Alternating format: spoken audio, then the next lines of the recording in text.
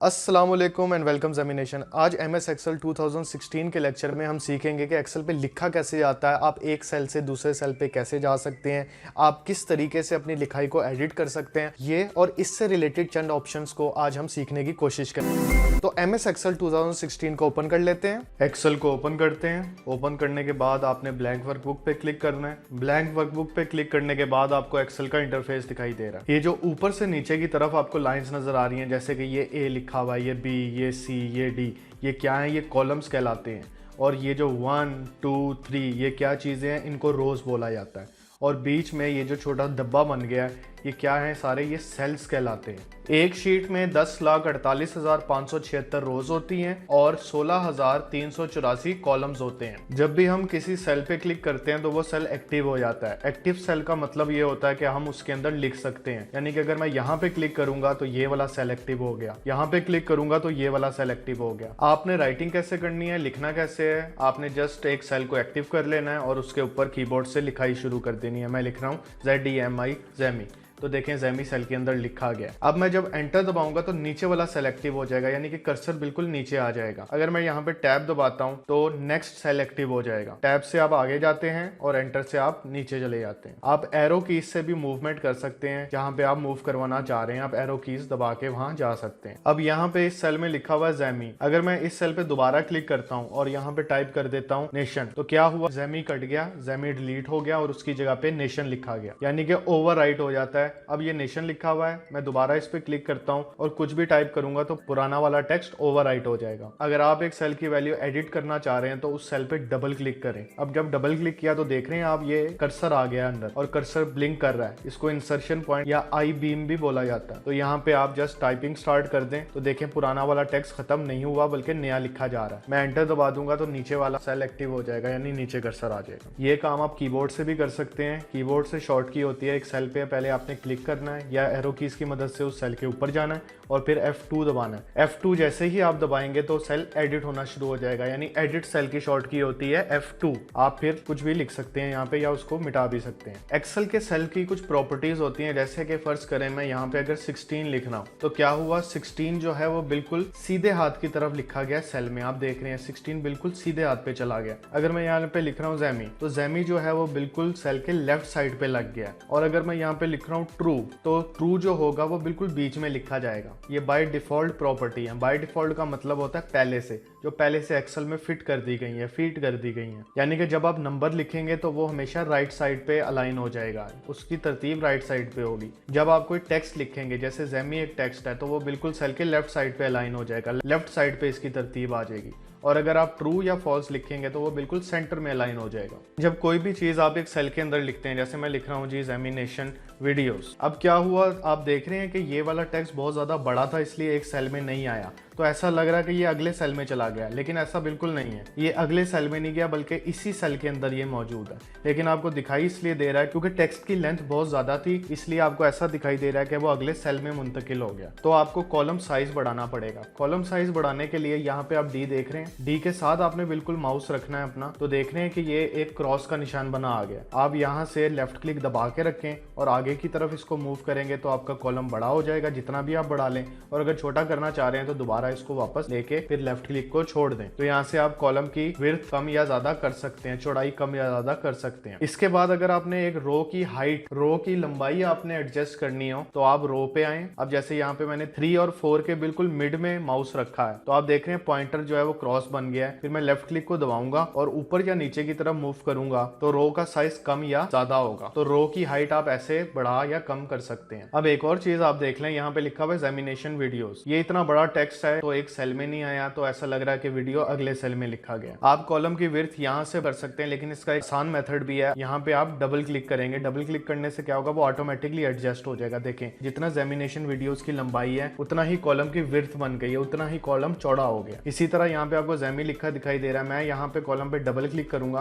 तो वो देखें कॉलम क्यों छोटा हो गया, क्योंकि टेक्स्ट उसके अंदर जो लिखा था वो छोटा था, इसलिए उसने उसके हिसाब से अपने आप को एडजस्ट कर लिया। जितना टेक्स्ट होगा उतनी ही कॉलम की विड्थ होगी यानी चौड़ाई होगी। आप जूम कैसे कर सकते हैं, अगर आपको ये सही तरीके से दिखाई नहीं दे रहा, आप यहाँ पे जाएं जूम स्लाइडर पे और यहाँ पे प्लस दबाएंगे तो आप इसको जूम कर सकते हैं, और अगर माइनस दबाएंगे तो वो जूम आउट हो जाएगा। 400% तक आपका जूम हो सकता है एक्सेल के अंदर, ये बात आपने याद रखनी है। और मिनिमम कितना जूम हो सकता है, मिनिमम 10% और मैक्सिमम 400%। तो आप अपने हिसाब से इसको एडजस्ट कर लें। अब ये लिखा है ज़ेमिनेशन, अगर मैं इसका साइज बढ़ाना चाह रहा हूँ टेक्स्ट का, तो मैं क्या करूंगा, फॉन्ट के ग्रुप में जाऊंगा जो कि होम के टैब में मौजूद है, और यहाँ पे ऊपर आपको 11 लिखा हुआ दिखाई दे रहा है, यहाँ पे मैं क्लिक करूंगा, एक साइज की लिस्ट आ जाएगी, आप इनमें से डिफरेंट साइजेस चुन सकते हैं। मैं यहाँ पे अगर 22 या 16 कर देता हूँ या 14 कर देता हूँ तो उसका साइज बढ़ जाएगा। अगर आपने यहाँ से काफी बड़ा साइज चुन लिया तो वो एक सेल में नहीं आएगा, फिर सेल की हाइट आपको एडजस्ट करनी पड़ेगी और उसकी विड्थ कॉलम की भी आपको एडजस्ट करनी पड़ेगी। साइज को बड़ा या छोटा करने के लिए ये आपको 2 बटन दिखाई दे रहे हैं,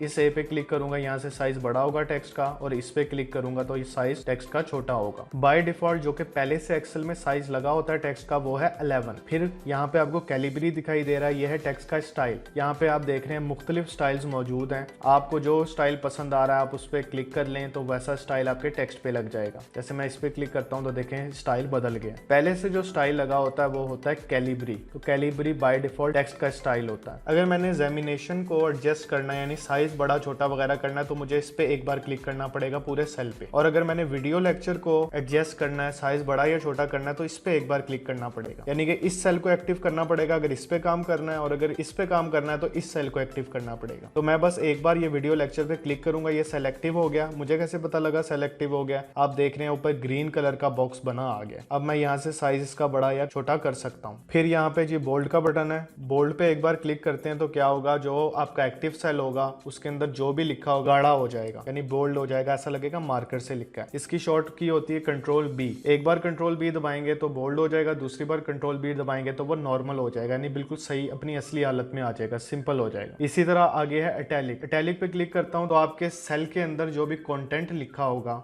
जो भी चीज लिखी होगी वो टेढ़ी हो जाएगी। दोबारा आई पे क्लिक करता हूं तो वो ठीक हो जाएगा, सिंपल हो जाएगा। इसकी शॉर्ट की होती है कंट्रोल आई। उसके बाद यहाँ पे आपको यू दिखाई दे रहा है, यू फॉर अंडरलाइन। आप एक बार यू पे क्लिक करेंगे आपका टेक्स्ट अंडरलाइन हो जाएगा, दूसरी बार यू पे क्लिक करेंगे तो अंडरलाइनिंग खत्म हो जाएगी। इसकी शॉर्ट की होती है कंट्रोल यू। कंट्रोल यू एक बार दबाया अंडरलाइन हो गया, दूसरी बार कंट्रोल यू दबाया तो अंडरलाइन खत्म हो गई। अंडरलाइन के साथ आपको एक एरो दिखाई दे रहा है, इस पे क्लिक करते हैं, ये 2 ऑप्शंस हमें दे रहा है, एक है अंडरलाइन और एक है डबल अंडरलाइन। आप डबल अंडरलाइन पे जब क्लिक करेंगे तो 2 आपकी लाइनें टेक्स्ट के नीचे लिखी हुई दिखाई देंगी। दोबारा इस पे क्लिक करूंगा तो वो नॉर्मल हो जाएगा। इसके बाद नेक्स्ट ऑप्शन आपको दिखाई दे रही है, ये जो विंडो बनी है इसको बोला जाता है बॉर्डर। बॉर्डर पे आप क्लिक करेंगे, मुख्तलिफ किस्म की यहाँ पे बॉर्डर आ रही है। अगर मैं बॉटम बॉर्डर करता हूँ तो क्या होगा कि सेल के बिल्कुल नीचे एक बॉर्डर लग जाएगी, एक लाइन सी लग जाएगी। इसी तरह यहाँ पे है टॉप बॉर्डर। टॉप बॉर्डर पे क्लिक करता हूँ तो बॉर्डर सेल के ऊपर लग जाएगी, एक ऊपर लाइन आ जाएगी सेल के। फिर उसके बाद जब मैं बॉर्डर खत्म करना चाह रहा हूँ तो यहाँ पे नो बॉर्डर पे क्लिक करूंगा। नो बॉर्डर का मतलब है जो भी बॉर्डर लगी होगी वो खत्म हो जाएगी। फिर यहाँ से मैं लेफ्ट बॉर्डर करता हूँ तो लेफ्ट साइड पे एक लाइन लग जाएगी, ये आप देख रहे हैं, देखें सेल के लेफ्ट साइड पे लाइन लग गई। इसको भी खत्म करना चाह रहा हूँ तो जाके आपको नो बॉर्डर करनी पड़ेगी। फिर नेक्स्ट ऑप्शन आ रही है ऑल बॉर्डर। ऑल बॉर्डर पे जब क्लिक करूंगा तो क्या होगा, सेल के चारों तरफ देखें लाइन सी लग गई है, बॉर्डर लग गई है। अगर एक से ज्यादा सेल को मैं सिलेक्ट करना चाह रहा हूँ तो मैं लेफ्ट क्लिक दबा के रखूंगा और फिर माउस को मूव करूंगा तो सेल सिलेक्ट होते रहेंगे और फिर लेफ्ट क्लिक को छोड़ दूंगा। अब ये सारे सेल सिलेक्ट हो चुके हैं। अब इसके बाद मैं बॉर्डर पे जाके ऑल बॉर्डर करता हूँ तो क्या हुआ, सारे सेल पे बॉर्डर लग गई है। इसी तरह बॉर्डर आप खत्म करना चाह रहे हैं तो दोबारा इनको सिलेक्ट करें और ऊपर जाके नो बॉर्डर करते हैं। इसी तरह बॉर्डर्स के और भी स्टाइल मौजूद हैं यहाँ पे, जैसे कि thick border, outside border. Outside border लगाते हैं, पहले सेल्स को सिलेक्ट कर लेते हैं और यहाँ पे मैं आउटसाइड बॉर्डर पे क्लिक कर देता हूँ तो क्या होगा, आउटसाइड पे एक बाउंड्री सी लग जाएगी। बॉर्डर में खत्म करना चाह रहा हूँ तो आपने दोबारा से इसको सिलेक्ट कर लेना है सारे सेल्स को और ऊपर जाके नो बॉर्डर कर देना है। बॉर्डर खत्म करने की शॉर्ट की भी होती है कंट्रोल शिफ्ट और माइनस। कंट्रोल शिफ्ट माइनस दबाने से बॉर्डर खत्म हो जाती है। और अगर आप आउटसाइड बॉर्डर लगाना चाह रहे हैं, आउटसाइड बॉर्डर लगाने की शॉर्ट की होती है कंट्रोल शिफ्ट और एंड का साइन, कंट्रोल शिफ्ट एंड का साइन आप एक दफा दबाएंगे तो आउटसाइड बॉर्डर लग जाएगी, जैसे कि आउटसाइड बॉर्डर लग गई। और बॉर्डर खत्म करने की शॉर्ट की क्या बताइए, कंट्रोल शिफ्ट माइनस, बॉर्डर खत्म हो जाएगी। इसके बाद आपको नेक्स्ट ऑप्शन दिखाई दे रही है, एक बकेट बनी हुई है, नीचे येलो कलर की एक लाइन लगी हुई है। आप कोई सा सेल एक्टिव कर लें, जैसे जेमिनेशन वाले सेल को एक्टिव करना है, जेमिनेशन पे एक बार क्लिक करूंगा, ये सेल एक्टिव हो गया। कैसे पता लगा, ऊपर ग्रीन कलर का बॉक्स आ गया। अब यहाँ से हाईलाइट करने से क्या होगा, यहाँ पे मुख्तलिफ कलर्स हैं, जौन सा कलर मैं यहाँ से चूज करता हूँ पूरा सेल उसी कलर का हो जाएगा। देखिए रेड कर दिया तो पूरा सेल रेड हो गया। एक से ज्यादा सेल्स को करना चाह रहे हैं तो आपने इसी तरह सारे सेल्स को सिलेक्ट कर लेना और फिर यहाँ से आप रेड पे क्लिक करेंगे तो क्या हुआ, सारे सेल रेड हो गए, हाईलाइट हो गए। फिल खत्म करना है, दोबारा आप यहाँ जाएं और यहाँ से नो फिल पे क्लिक करते हैं। नो फिल, नो फिल का मतलब है कोई कलर नहीं। फिर उसके बाद आ रहा है आगे टेक्स्ट का कलर।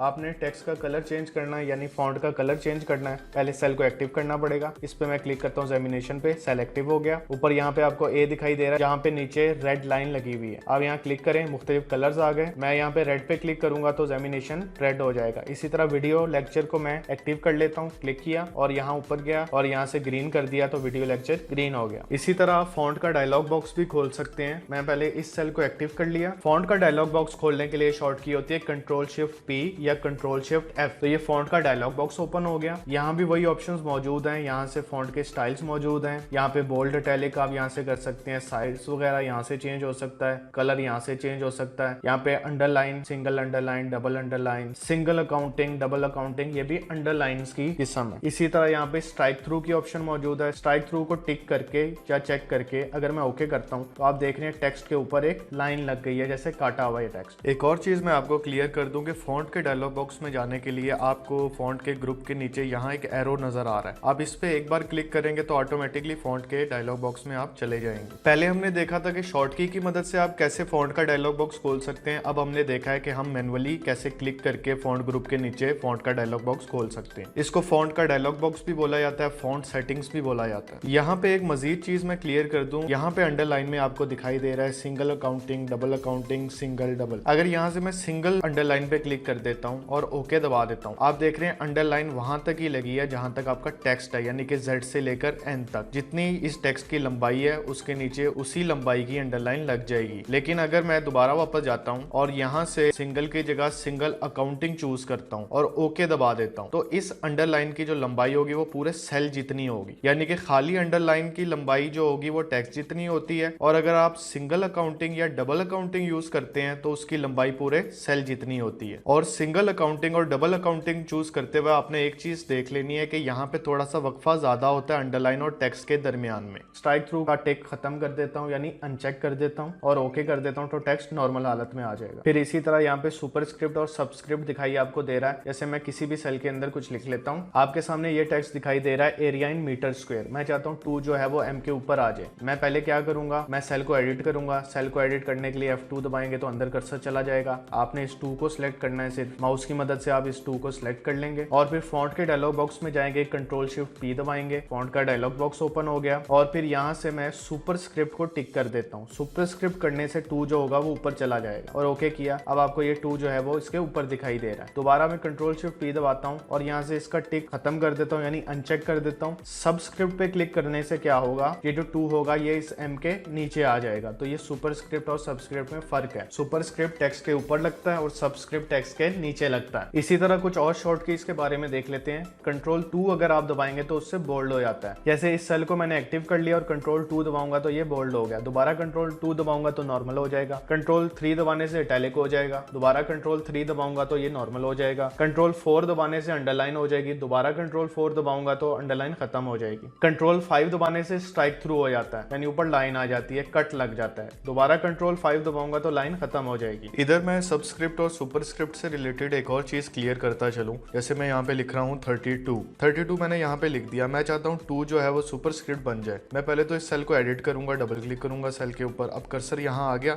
अब मैं सिर्फ 2 को सिलेक्ट करता हूँ क्योंकि मैं चाह रहा हूँ 2 जो है वो 3 के ऊपर आ जाए या 2 जो है 3 के नीचे चला जाए। मैंने इसको सिलेक्ट किया। सिलेक्ट करने के बाद मैं फॉन्ट का डायलॉग बॉक्स यहाँ से मैनुअली खोल सकता हूँ या कंट्रोल शिफ्ट P या कंट्रोल शिफ्ट F दबा के खोलूंगा। जब मैं ये खोलूंगा यहाँ पे सुपरस्क्रिप्ट या सबस्क्रिप्ट में से एक चीज चुन लेता हूँ। मैं सुपरस्क्रिप्ट लगाना चाह रहा हूँ। मैं चाह रहा हूँ 2 3 के ऊपर आ जाए। तो यहाँ पे मैंने टिक किया, यानी कि इसको चेक किया और यहाँ पे ओके कर दिया। अब 2 आपको 3 के ऊपर दिखाई दे रहा है, लेकिन जैसे ही मैं अगले सेल में जाऊंगा तो वो दोबारा से 32 बन जाएगा। अब ये इसलिए हुआ है क्योंकि एक्सेल हमें इजाज़त नहीं देता कि खाली नंबर पे आप सुपरस्क्रिप्ट या सबस्क्रिप्ट लगा सकें, उसके साथ टेक्स्ट का होना ज़रूरी है। जैसे कि मैंने पहले लिखा था एरिया इज, ये टेक्स्ट था एक, लेकिन अगर मैं खाली नंबर पे लगाना चाह रहा हूँ तो नंबर पे नहीं लगेगा। तो ये चीज़ आपने याद रखनी है। अगर नंबर पे आप सुपरस्क्रिप्ट या सबस्क्रिप्ट लगाना चाह रहे हैं तो उसके लिए आपको इक्वेशन यूज करनी पड़ेगी, जो हम इंशाल्लाह नेक्स्ट लेक्चर्स में करेंगे। इसी तरह मेरा एक नेक्स्ट लेक्चर बॉर्डर्स के ऊपर होगा, वो पूरा लेक्चर ही बॉर्डर्स के ऊपर चलेगा क्योंकि बॉर्डर एक बहुत ही बड़ा टॉपिक है। मैंने इस लेक्चर में बॉर्डर का थोड़ा सा ओवरव्यू दे दिया है, लेकिन आगे बॉर्डर के बारे में हम मजीद सीखने की कोशिश करेंगे। अक्सर सुपरस्क्रिप्ट और सबस्क्रिप्ट में कंफ्यूजन हो जाती है, लोग सुपरस्क्रिप्ट की जगह सबस्क्रिप्ट दे देते हैं, सबस्क्रिप्ट की जगह सुपरस्क्रिप्ट लगा देते हैं।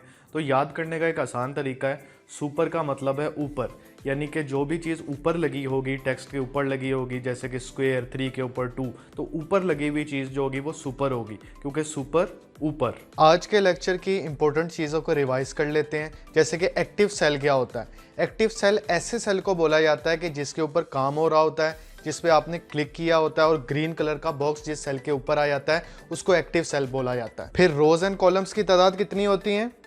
एक सेल को एडिट करने की शॉर्ट की होती है F2। आप एक सेल में नंबर लिखते हैं तो नंबर हमेशा राइट अलाइन होता है, टेक्स्ट हमेशा लेफ्ट अलाइन होता है, और फॉल्स और ट्रू अगर आप लिखते हैं तो वो सेंटर अलाइन हो जाता है ऑटोमेटिकली। आप कॉलम की विड्थ या रो की हाइट ऑटो एडजस्ट कर सकते हैं उस पर डबल क्लिक करके। MS एक्सेल में मैक्सिमम जूम 400% तक होता है और मिनिमम जूम 10% तक होता है। बाय डिफॉल्ट टेक्स्ट का साइज 11 होता है और टेक्स्ट का स्टाइल कैलिब्री होता है। और जब भी टेक्स्ट साइज का मेन्यू खुल जाता है, ड्रॉप डाउन लिस्ट खुल जाती है, उसमें सबसे छोटा साइज 8 होता है और सबसे बड़ा साइज 72 होता है। बोल्ड करने की शॉर्ट की क्या होती है? कंट्रोल B या कंट्रोल 2। इटैलिक करने की शॉर्ट की होती है कंट्रोल I या कंट्रोल 3। अंडरलाइन करने की शॉर्ट की होती है कंट्रोल U या कंट्रोल 4। स्ट्राइक थ्रू की शॉर्ट की क्या होती है? कंट्रोल 5। आउट बॉर्डर लगाने की शॉर्ट की होती है कंट्रोल शिफ्ट 7 या कंट्रोल शिफ्ट एंड का साइन। बॉर्डर को रिमूव करने की शॉर्ट की होती है कंट्रोल शिफ्ट माइनस या हाइफन का साइन। फॉन्ट का डायलॉग बॉक्स या फॉन्ट की सेटिंग खोलने के लिए कौन सी शॉर्ट की का इस्तेमाल किया जाता है? कंट्रोल शिफ्ट P या control shift F। Single accounting और सिंगल अंडरलाइन में क्या फर्क होता है? सिंगल अकाउंटिंग की जो अंडरलाइन होती है वो पूरे सेल जितनी होती है, और खाली अगर सिंगल अंडरलाइन हम करते हैं उसकी लेंथ पूरे टेक्स्ट जितनी होती है, यानी कि जितना टेक्स्ट होता है उतनी अंडरलाइन होती है। अगर वीडियो पसंद आए तो काइंडली लाइक और शेयर जरूर कीजिएगा। साथ ही जेमिनेशन के पेज को फेसबुक पे फॉलो कर लें ताकि हर रिसेंट अपडेट से आप बाखबर रहें।